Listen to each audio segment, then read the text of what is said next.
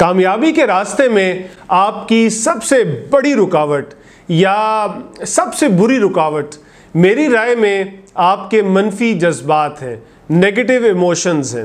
دوسروں سے حسد محسوس کرنا، جیلس ہونا، ان کی کامیابیوں پر جلنا کڑھنا، دوسروں کو جو کچھ حاصل ہے اس بنیاد پر ان سے نفرت کرنا، خود کو دوسروں سے کم سمجھنا، خود پر افسوس کرنا، اس خوف میں رہنا کہ میں ناکام ہو جاؤں گا اور ناکامی کے ڈر سے کوئی کوشش ہی نہ کرنا، پھر اس بات پر غصے میں آ جانا کہ میں کچھ کر کیوں نہیں رہا۔ یہ سب وہ نیگیٹو ایموشنز ہیں جو آپ کو آگے نہیں بڑھنے دیتے، تھکا دیتے ہیں، آپ کی زندگی سے خوشیاں چھین لیتے ہیں۔ تو اگر آپ کامیاب ہونا چاہتے ہیں، ایک خوش اور مطمئن زندگی گزارنا چاہتے ہیں، تو ان منفی جذبات سے پیچھا چھڑا لیں۔ کیسے چھڑائیں؟ اس ویڈیو میں آپ کو 4 طریقے بتائے جائیں گے۔ آپ دیکھ رہے ہیں سیلف ہیلپ اردو اور میں ہوں عمیر محمود۔ منفی جذبات پر قابو پانے کا پہلا طریقہ یہ ہے کہ آپ اپنے رویے کو جسٹیفائی کرنا بند کر دیں، اس کے حق میں جواز دینا بند کر دیں۔ کیونکہ جب آپ کسی غلط چیز مثلا غصہ کرنے کا جواز دیتے ہیں تو آپ خود سے کہہ رہے ہوتے ہیں کہ مجھے غصہ کرنے کا حق تھا۔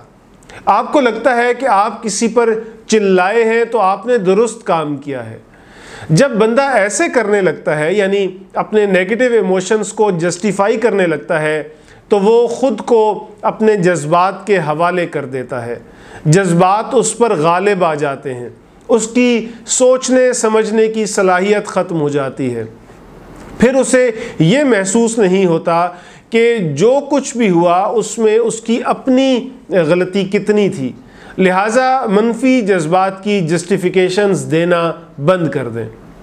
دوسرا، اپنے منفی جذبات کے حق میں دلیلیں نہ دیں، انہیں ریشنلائز نہ کریں۔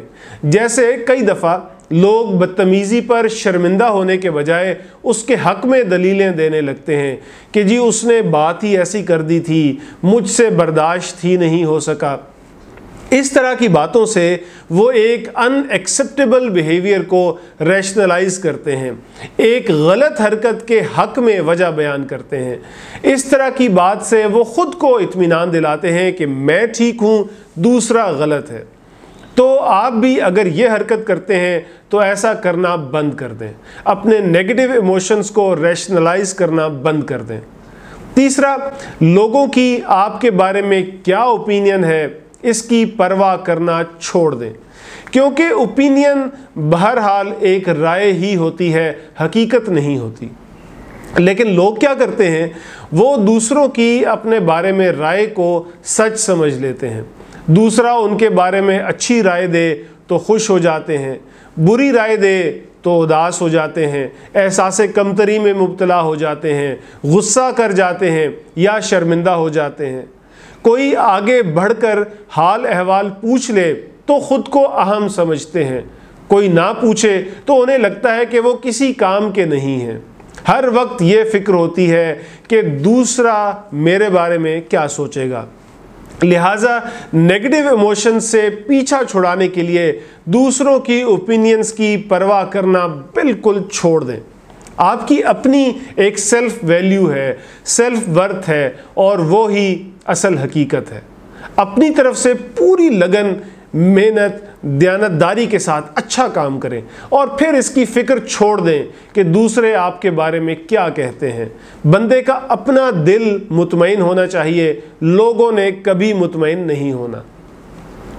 منفی جذبات پر قابو پانے کا چوتھا اور آخری طریقہ یہ ہے کہ اگر آپ کے ساتھ کچھ غلط ہو رہا ہے تو سوچیں کہ اس میں آپ کی کیا غلطی ہے، اپنی غلطی کی نشاندہی کریں اور پھر اس کی ریسپانسبلٹی قبول کریں۔